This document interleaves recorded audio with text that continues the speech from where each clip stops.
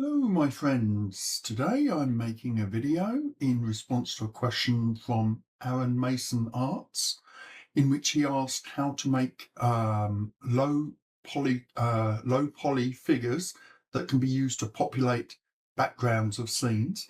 They're commonly known as billboards. This artist here, called Riversoft Art, makes thousands of them for Daz Studio, but on Poser we have no equivalent product that I can remember.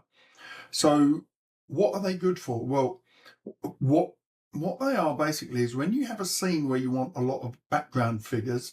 So look at this scene, for example. You've got 1, 2, 3, 4, 5, 6, 7, 8, 9, 10, 11, 12, 13 fully clothed figures. And if you're running on a PC with an 8 gig graphics card and maybe 8 gigs, 16 gigs of RAM, this scene is likely to completely cripple your PC. So on Poser, there was a situation called low poly figures, which were designed for backgrounds.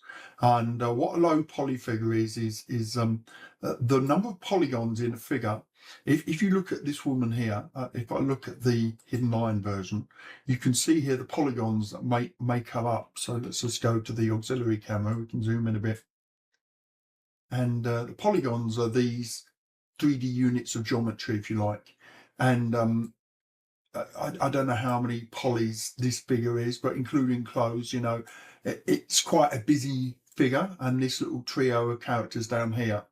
So what some producers did was produce figures that have far fewer polygons, and as a result, the quality is not very good visually, but because they're far from the camera, you can kind of get away with them. But if you're doing a high resolution render, or if you're, you just want the quality to be good, at all distances, that's not an ideal solution.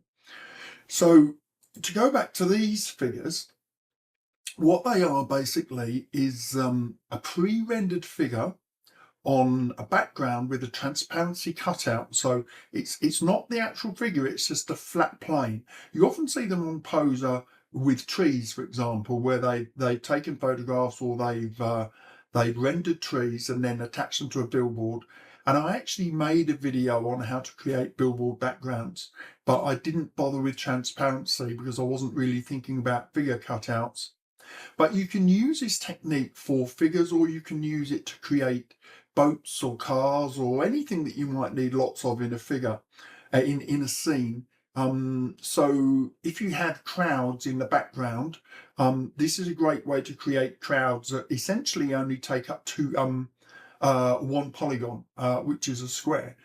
So what I have here, I've created this scene ready. I could just have a single figure, but I'm just going to show you that you can do it with multiple figures at a time. And I've deleted the default lights. And there are a number of factors that you need to consider when you're creating figures that you're going to render and then import back in as low polygon billboards. The first is the camera angle. So if I go back to this now crowd, what makes this really special is that these figures, and you can see they're nice and high resolution, that the render brightness is very important, but also what makes them really special is that they work at different angles, and each angle is a different rendered figure.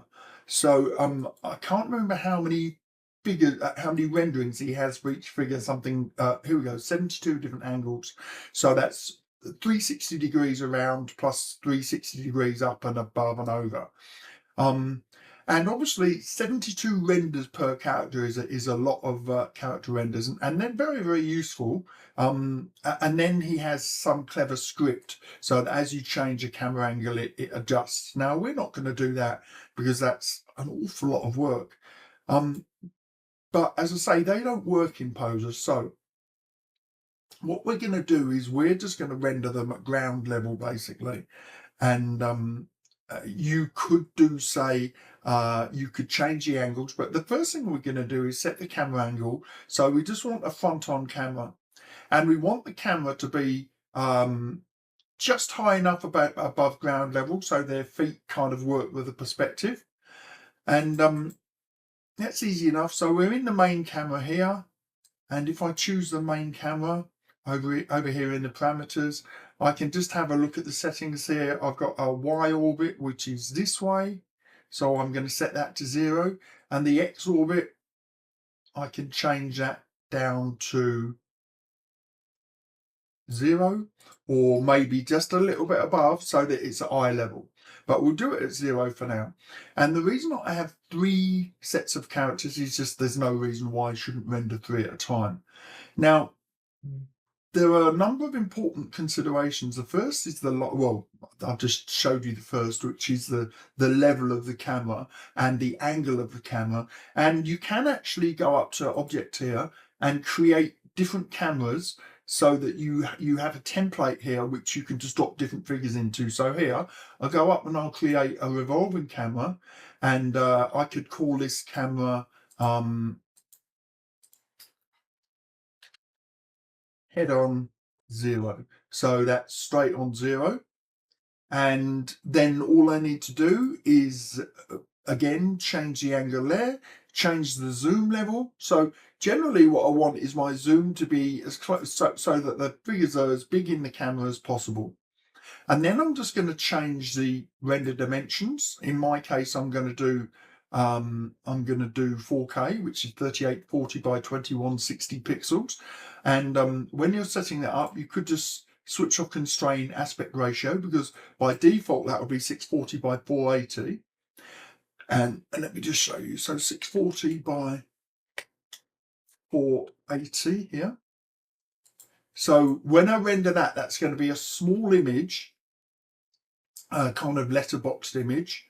And then when I change that default, this constraint aspect ratio is on. So if I now do 3840, you'll see that doesn't come to 2160. So I have to click that off and then do 2160 to do a 4K image. But you don't have to do 4K. You can do whatever resolution you want to render at. The next thing that's really important is the lighting. So bear in mind that these figures are going to have to drop into your scene. Whatever scene you have, the lighting is going to have to look kind of okay. And this is one of the limitations of billboard figures, and you're not going to be able to completely overcome this. But what you don't want to do is to have lighting that's very, very strongly set for lighting from one particular angle. So supposing your scene has lights over here and they're kind of facing in from the side, these figures won't reflect that unless you render them with light from that side. So what I suggest you do is do lighting that's as neutral as possible.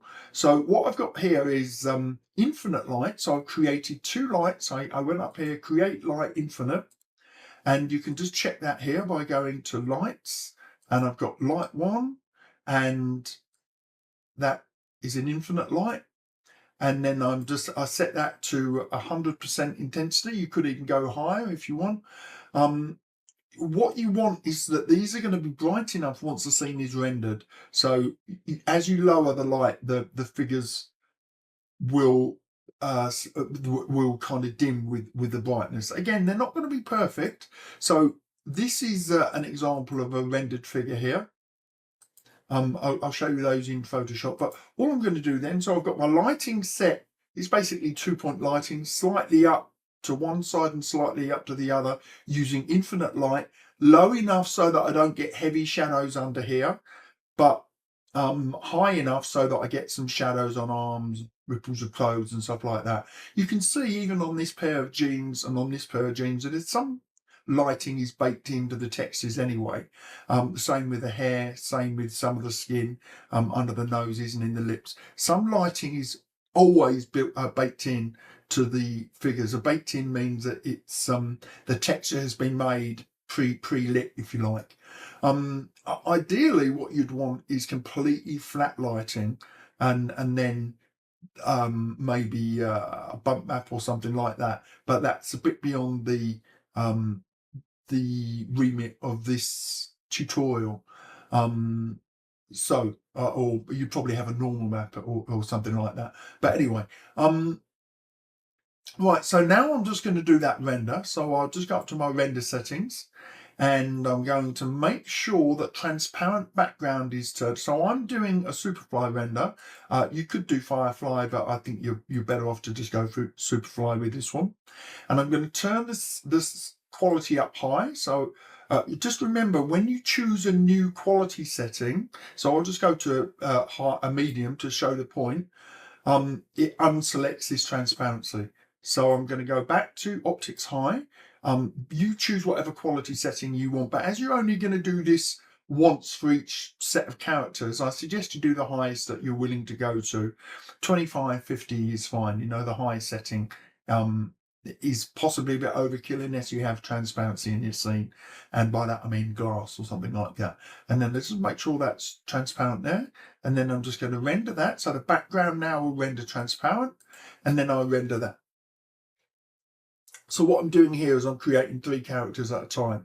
Now, you could argue that by rendering 3 here, what I've got is very slight offset on these characters, which is true. I should really have them all rendered from straight on. And the transparency means that the background is going to be black. Okay, so we've exported our rendered image, as you can see here. So there's 3 different groups here that we could work on. And now we're going to go to Windows Explorer. So here's the file, and I'm just going to right click, open with Photoshop. You could use Affinity Photo or Krita or any of the other free image editors. And it's going to open that straight into Photoshop. So in Photoshop, you can see that this image has a transparent background because of the checkerboard at the background. So what we're going to do, we're going to work with this woman, and we're going to crop the figure, and it's quite important that I crop close to her feet. So I'm just going to go down here. So what the crop tool does is it gets rid of everything else. So I'm just going to crop here. I'm just going to leave a bit of space around her sides of her body, using my middle scroll wheel to coming close to her feet, and as close as I can get without actually losing any detail. So click to get rid of that. Actually, I could crop that just a tiny bit tighter on the top. And then I'm just going to save that as woman. Oh, I don't know, did I save that as Photoshop? I always like to save, I saved it as a PNG file. That's the file format here. So I'm going to save it as a Photoshop, but I'm also going to export it as a JPEG. So if I go here, click JPEG, almost every image editing program has a JPEG format. In fact, every one that I can think of. The higher the number here, the better the quality. Okay, so that's the basic bit. Now what I want to do is I need to create a transparency map. And depending on which root node I'm going to use, Poser or PhysicalSurface, depends what color the transparency map should be. So the first thing I'm going to do is create a new layer on top. And you can see that here in the layers menu. Then I'm going to go to the bucket fill or the flood fill. And up here are the important things. This value here, the tolerance, is how close to the selected color other colors will be that get filled. So here, if I click on one of these, if this is within 32 shades of whatever color I click on, it'll also be filled. So I'm just going to select that layer, and I'll just show you here.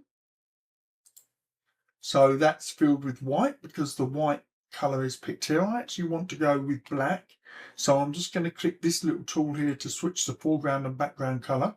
Now this is super important. I'm just going to open the color palette. I'm going to make sure that this is a true black, 000, because if it's anything other than that, it will create semi-transparency in the image, and that will be a problem. So we know that the background is black. I'm going to go to the layer above. That's the bit that I want to create the transparency map from.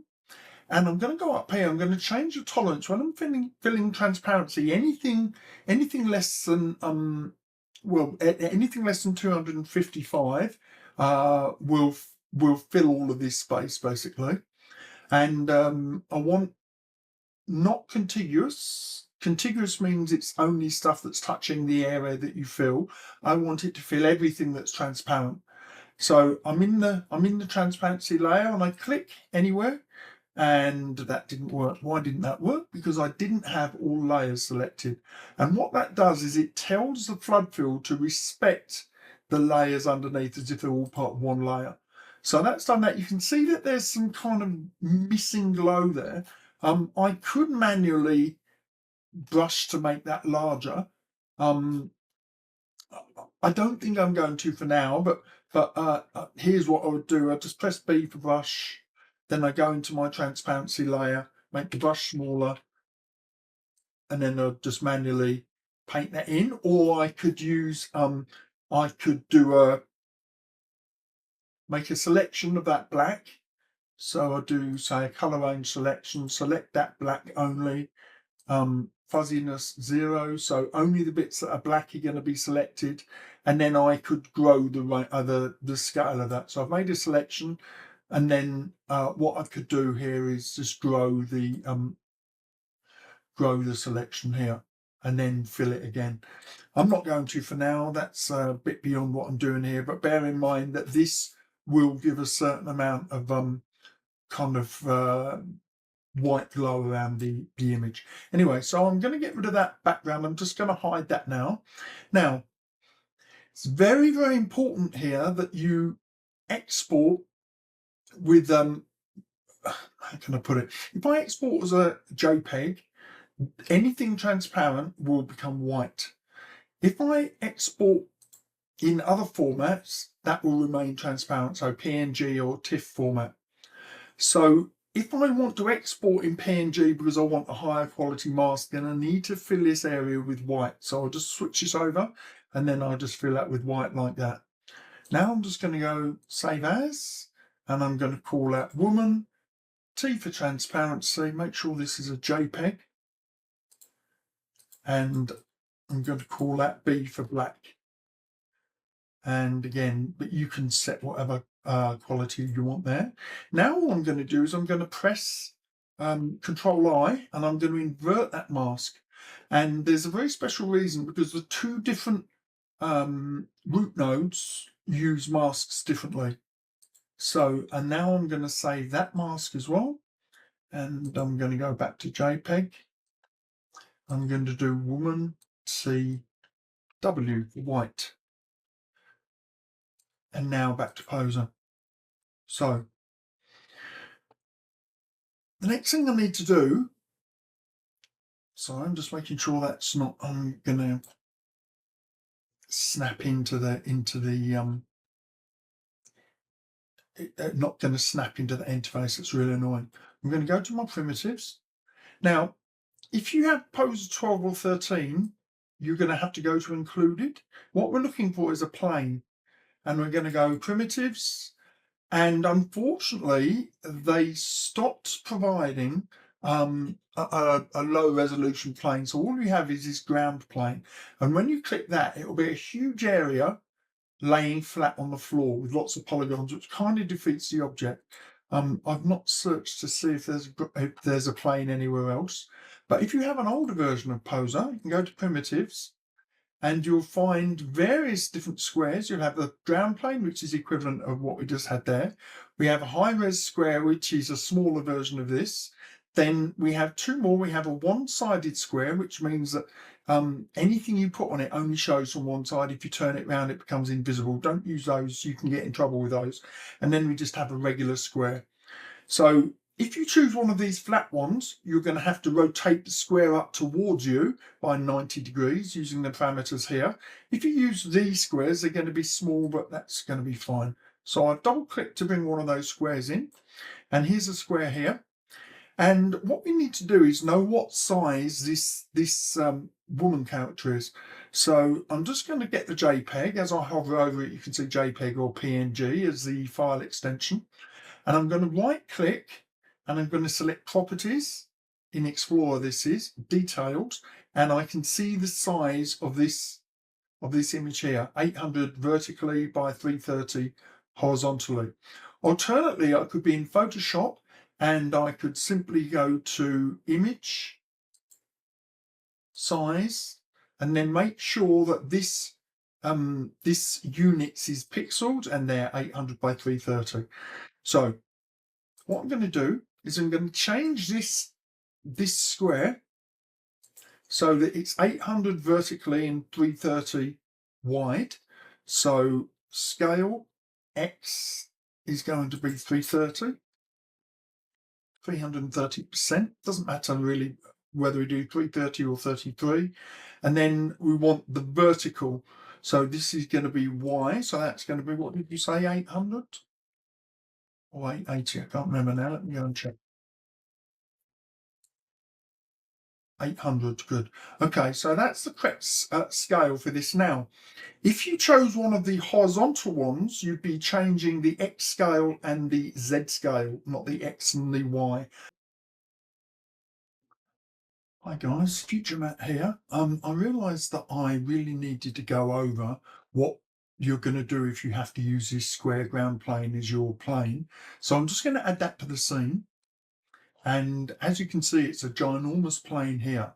So what we need to do is scale that down. So we're going to scale that down as we load these. So this, we're going to add this bitmap to it. We're going to make it the right scale for that. So what I'm going to do, see here that the dimensions are 1287 by 1313.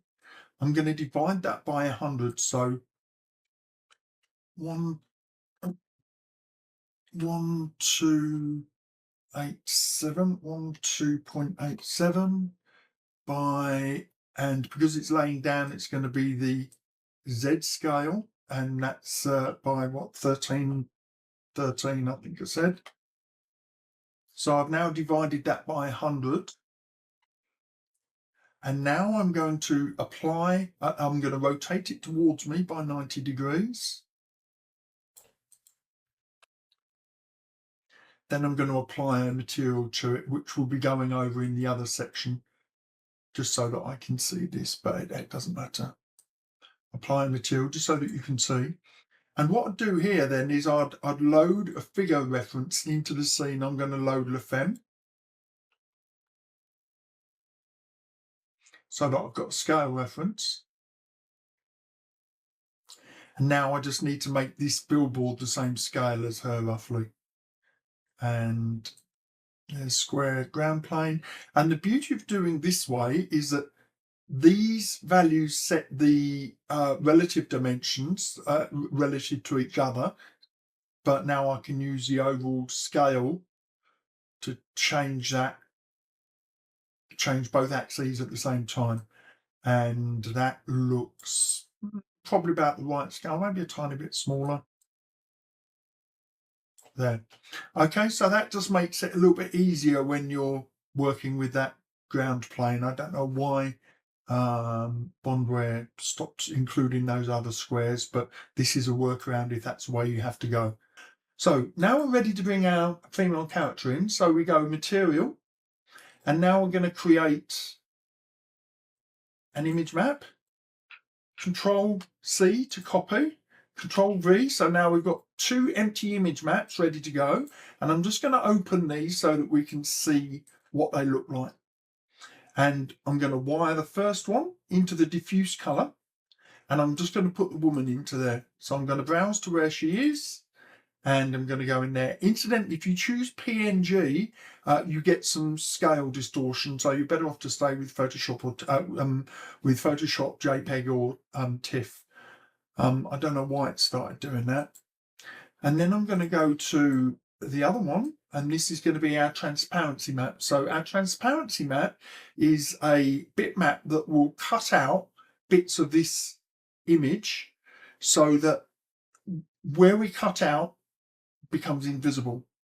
And so I'm going to go into here, and because I'm plugged into the PoserSurface, that uses black as transparency and then any other shades as levels of visibility. So I'm going to choose that black one we did, make sure the custom gamma's on 1, and that's ready to go. And hopefully, now if I set that to 1, a value of 1, you can see now she's visible, but only in the areas where there's no transparency. Now, there's a couple of things we need to watch out for here. Sometimes we get this transparency edge or fall off is a non-zero value, so set those to 0. And equally important, we want to set our specular to 0, because otherwise that will put some shine on it. So now let's just go back to here, and hopefully, let me just see what the render settings are. So we're in low quality Superfly, and I'll just give that a quick render. And you'll see now we've got a figure there who just renders straight into the scene. Her feet are already on the bottom, so you know, it's easy to move. I could obviously add lights to bring that a bit more to life. I'll add an infinite light. Where did that come into the scene? Over there. And hopefully, interesting thing, you see here, this is a shadow, but Poser doesn't consider transparency when it does the shadow in preview mode. There may actually be a mode. Let me just have a look in preview mode. Preview, transparency, enhance multi-layer transparency, actual. And then I'm going to say that no, it doesn't show it in there, so it doesn't matter. So now I need to set this to Superfly, and I'll just render that with better lighting. Okay, so that light's a bit weird. I just need to move that up a little bit. I don't know why that infinite light's not working properly, possibly because there's other infinite lights already in the scene. Let me just use this script to get rid of all the lights, and I'll just put one infinite light in. So infinite light, yeah. Hopefully this will be better. No, very dark. Okay, that's strange. For some reason, the infinite light, it's casting a shadow that way, but it's not illuminating this figure. So let me just quickly check to see if I've missed anything. So I select that. Perhaps it's because I set this to gamma of 1. I never know which things I should do it on. Set the highlight to 0 as well. Forgot about that. Very strange. Okay, let's just increase the render quality in case it's that. So I'm going to load the preset, optics high, render. There you go. Okay, that was really strange. Okay, so you'll see now that that's rendered, and there's a nice shadow. The transparency has been respected on that render. Okay, so we've created so far a PoserSurface node, and that will by default be used for both Firefly and Superfly renders. And as you saw, that works perfectly fine. We did have some trouble with the lighting, so this thing that I'm about to do might resolve that. So what I'm going to do is I'm going to copy this this transparency map and paste it back down.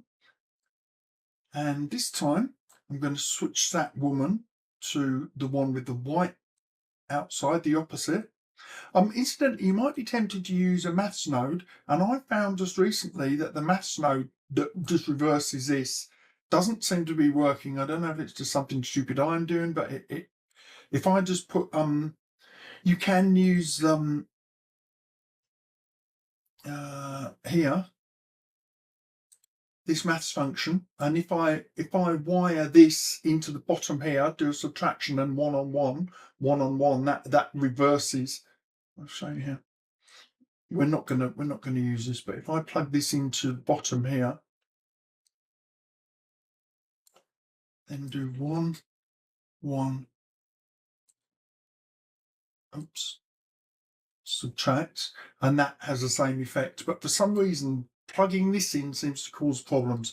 So the safe way is just to create your own image map, and then you know exactly what you're getting. So now I'm going to create a PhysicalSurface node, root node, which, as you might recall, renders quicker. I'm just going to click here, so it's only used for Superfly root. I'm going to plug this image into here, and just check that looks grey. Yeah, it's 204, 204, 204. I don't know why they set grey as a default color there, but now 255, 255, 255 RGB. So that color will show properly. And I'm just going to plug this into the transparency. Again, set transparency to 1. This time I'm going to set this to transparency mode here, and I'm going to set the roughness to 1. Now, you could create a roughness map if she had shininess or you want her skin to be rough, but that is a whole order of complication more. But if you really wanted to go the extra half mile, you could do that, I guess. And now when I render that, that's now Superfly instead of Firefly. It's custom. So the beauty of that approach, oh, it's a bit of transparency showing there, weird. Maybe I didn't set the specular properly. Let me see. No, roughness is 1. The beauty of this approach is that whichever one you render, it chooses the surface node that's best for that rendering engine. So you could set these up. Maybe you're doing a commercial product, and these would be fine for Firefly and Superfly users. So that's a nice quick way to create a character like that.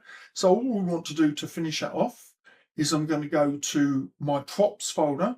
In this case, I'm going to go to the root,